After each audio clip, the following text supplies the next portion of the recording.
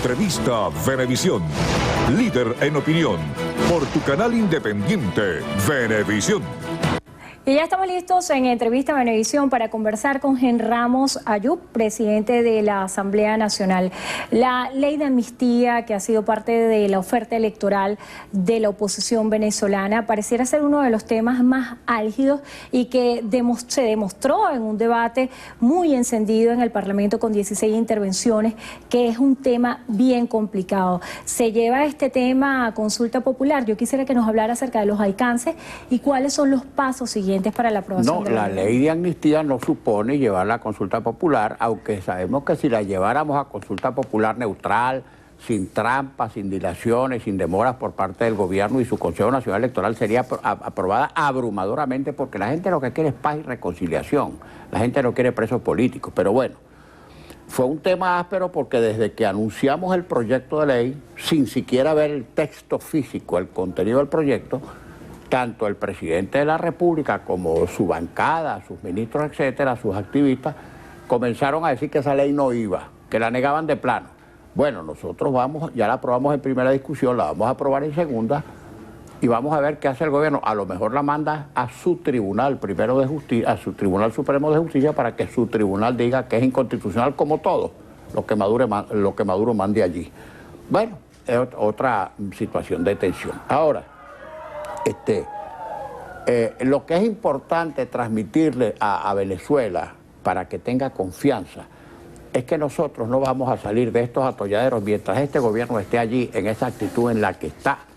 Por eso es que nosotros hemos promovido su salida, porque este es un gobierno que está tan débil que no tiene inclusive posibilidad de rectificar, porque las distintas facciones internas que se contrapesan unas y otras, al que emprende cualquier rectificación le dicen que está traicionando la revolución, la memoria del comandante eterno. Y al parecer, a lo único que se aviene el gobierno, igualito que hizo Chávez hace unos años, a lo único que se aviene como medio de sustitución del gobierno, pese a que hay varios medios de sustitución en la Constitución, todas perfectamente constitucionales. De eso quisiera que habláramos más adelante. Sí, correcto. ¿Pero ahora o después?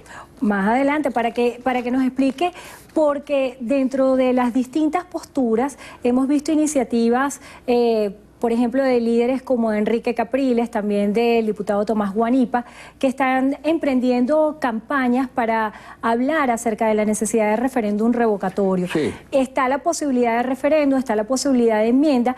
Usted ha sido muy contundente cuando decía que este gobierno le quedaban 6 meses y que parecía que las estimaciones se habían quedado cortos. Quisiera que nos aclarara ese panorama. Vamos por parte. Yo no dije que al gobierno le quedaban 6 meses. Yo repetí que la oposición suscribió un documento el 23 de julio de 2015 cuando señaló que dentro de los 6 meses posteriores a nuestra asunción a la Asamblea Nacional promoveríamos una solución, una salida pacífica, constitucional, democrática y electoral para la finalización del gobierno. No quiere decir que había que esperar exactamente 6 meses, podía ser al mes 3, al mes 4, al mes 2, al mes 1, al mes 5. Como van las cosas, creo que 6 meses es mucho, ciertamente. Ahora bien, hay varias fórmulas. Yo lo que creo es que, en primer lugar, que la fórmula en la que estemos pensando todo, la que queramos promover, esté lejos o al margen de agendas políticas personales, individuales o de aspiraciones ulteriores. Eso es después.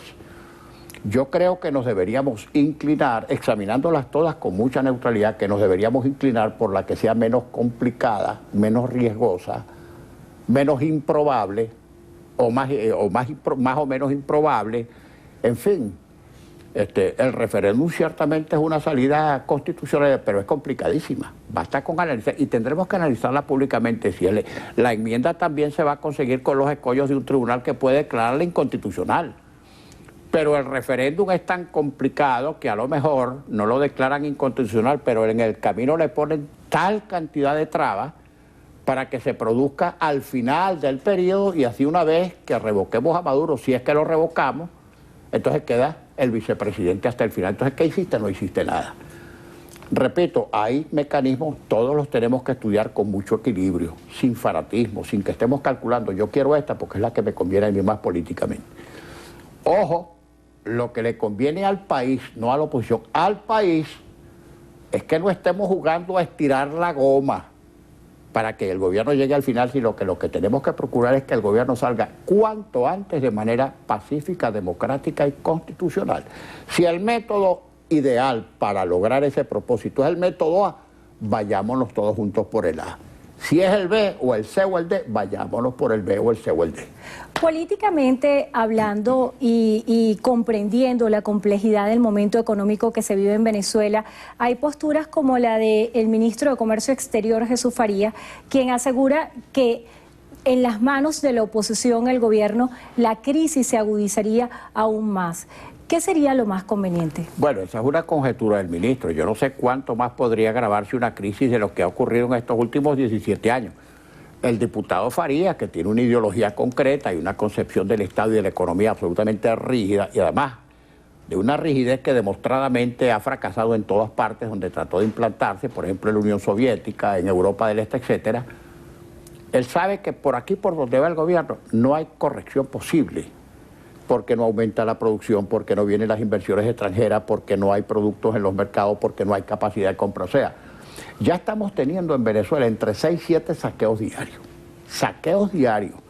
Y no me quiero referir a las protestas que se producen porque por la falta de suministro de agua, por los apagones, que no es cuestión solamente de generación, como alguna gente cree, que es una parte del problema, sino por las redes de distribución, las tuberías. Mira, en Caracas todo el mundo ve tubos rotos por todas partes, con desparramaderos y pérdida de millones de litros de agua que no llegan a las casas. Ahora, ¿por qué? Bueno, porque Hidrocapital, bueno, es un secreto muy bien guardado. La Hidrocapital aquí y las hidros en todas partes de Venezuela. Lo mismo pasa con la electricidad. Si tú a la poca capacidad de generación o a la baja capacidad de generación le sumas el pésimo estado de las redes de distribución, ahí tienes el problema de los apagones. Cuando no es por falta de energía, es porque la distribución es mala y se cae. Entonces vienen los responsables, el imperialismo, las iguanas, los rabipelados, los ratones, los amuros, las guacharacas y paré de contar. Hablando de la geopolítica, lo que sucedió recientemente en Bolivia, el rechazo por parte del pueblo de la posibilidad de que el presidente Evo Morales se pudiera presentar a una reelección, ¿usted lo puede interpretar como un signo de el fin del impacto de la ascendencia de la figura de Hugo Chávez en la región? Bueno, totalmente. En el caso de Evo Morales, de este referéndum, en el que trataron de aguantar los resultados, a ver si podían voltear las cosas. Yo digo que perdió Evo y ganó Bolivia, gracias a Dios. Bueno, y lo que se refiere a la influencia de Chávez, que costó mucho en dólares. Mira, Chávez trató de construirse una reputación internacional a base de jaquetonería y regalar dólares. Los petrodólares que hoy nos están haciendo falta.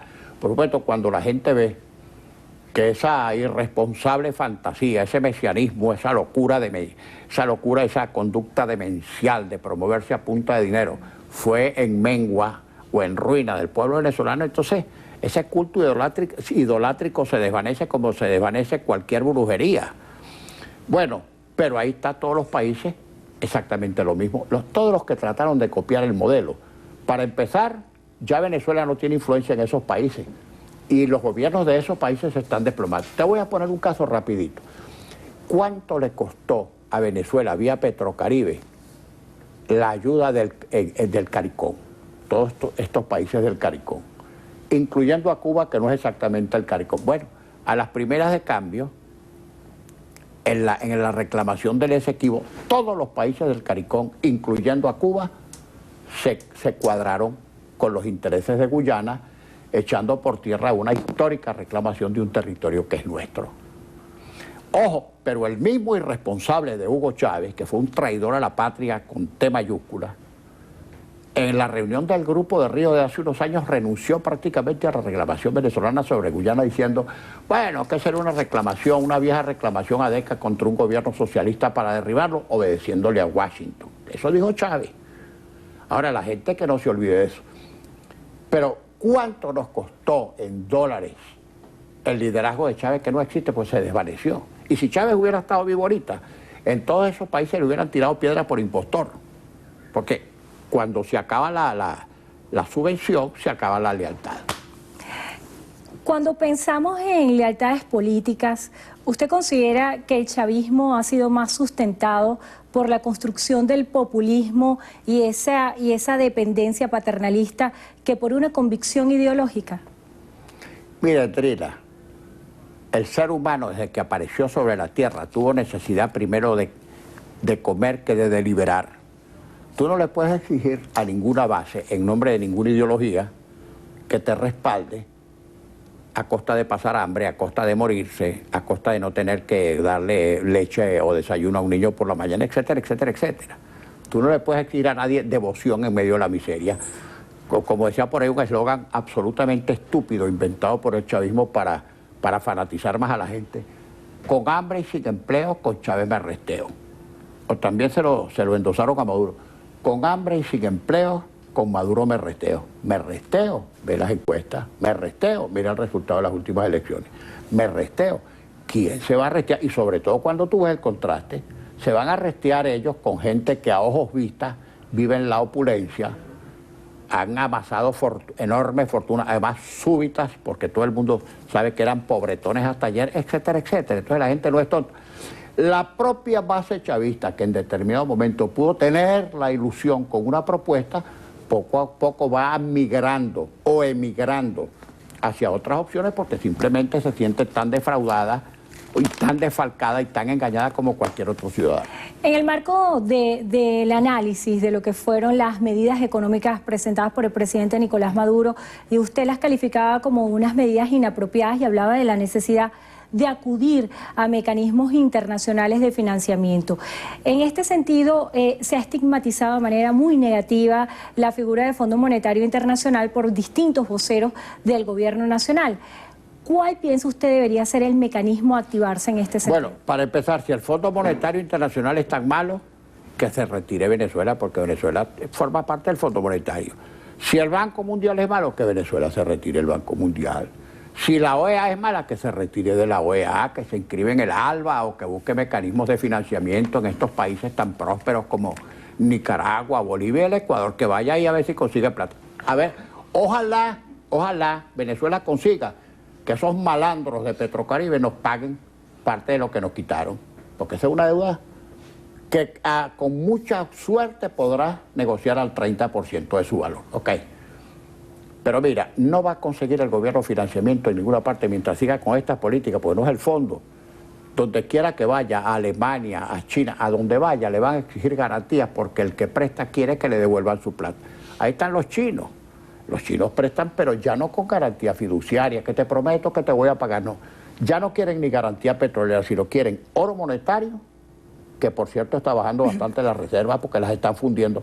Ojalá que no las fundan para hacerle collares a las señoras de su familia, no los del gobierno. Este es un chiste. Oro monetario, o concesiones de oro, o concesiones de diamantes, o concesiones de alguno de los minerales estratégicos que se dice que tiene Venezuela grandes reservorios en el Amazonas. Pero ya nadie le crea la palabra venezolana porque Venezuela está ingresando en la categoría de los países maula. Y no maula porque no quieran pagar por sí, sino porque están limpios y debiendo. Entonces, por supuesto, ¿quién quiere que Venezuela entre en default? Si Venezuela entra en default, esto es una tragedia. Pero es un país que no tiene con qué importar comida, ni medicinas, etcétera. Y si paga la deuda no comemos, y si comemos no paga la deuda, y en ambos casos hay una tragedia. Se habría anunciado que la Asamblea Nacional iba a viajar a Nueva York para hacer una investigación presencial sobre el caso de los familiares de la diputada de primera dama Cilia Flores. ¿Esto es cierto? Bueno, hay una comisión, un grupo de parlamentarios encabezados por el diputado Julio Montoya, que ha manifestado que van a emprender este viaje para esa actividad, aunque no se trata de una actividad aprobada, ni votada, ni discutida en el seno de la Asamblea como tal. Pero cualquier diputado o grupo de diputados puede tener sus propias iniciativas en cualquier sentido. Para finalizar, ¿cuál es el mensaje que le da usted a los venezolanos y cuáles son las expectativas que se tienen que tener acerca del desempeño de la Asamblea Nacional? Bueno, en lo que se refiere a la Asamblea Nacional ya la gente ha visto que la imagen ha cambiado, que estamos trabajando permanentemente, que están las puertas abiertas para los medios, para cualquier organización de personas, ONG, universidades, en fin. todos los sectores de la vida nacional para que vayan a plantear sus problemas, porque al fin y al cabo nosotros somos representantes de todo, de los que votaron por nosotros y de los que no votaron por nosotros. Y a nivel de las comisiones y de la Cámara, pues hemos atendido todo tipo de exigencias. Que se entienda así, que nosotros no ejecutamos presupuesto, no ejecutamos política, nosotros podemos legislar y controlar, y eso lo estamos haciendo a plenitud, sin cortedad y sin exceso. Pero que en definitiva, quien maneja las relaciones exteriores, quien maneja la hacienda pública, quien invierte, quien gasta, quien dicta las políticas económicas es el gobierno, que lamentablemente hasta ahora lo ha hecho muy mal. Hay un tema también que es muy interesante, que este es un año electoral. Se deberían definir para finales de diciembre las gobernaciones y alcaldías. Tal vez es un poco prematuro pensar en estas elecciones cuando no ha culminado el primer trimestre y estamos en este escenario político y económico. ¿Cuáles son las expectativas en este sentido que tienen? Bueno, así como lo dije antes de las elecciones parlamentarias, hubo mucha gente que tuvo reservas y creyó que era simplemente una actitud propagandística. Yo dije que íbamos a arrasar en las elecciones parlamentarias y eso pasó. Incluso dije en el caso de Caracas que íbamos a ganar todos los circuitos sin excepción y mucha gente no me creyó. Ahí están los resultados, todos los circuitos de Caracas. Bien, y en el caso de las elecciones de gobernadores y alcaldes, les puedo decir las de gobernadores, va a ser un arrase que va a ser la oposición. A lo sumo el gobierno quedará con unas 4 o 5 gobernaciones de las más pequeñas desde el punto de vista de la población electoral y de la fuerza de los estados, pero en las grandes urbes, por ejemplo, mira, ¿qué te digo? Capital, Miranda, Lara, Carabobo, Aragua, Anzoátegui, Nueva Esparta, Bolívar, Táchira, en las más grandes sin duda alguna va a arrasar la oposición. Bueno, le damos las gracias a Henry Ramos Ayub por haber estado con nosotros hoy en Entrevista a Venevisión, presidente de la Asamblea Nacional. Y gracias a ustedes también por habernos acompañado.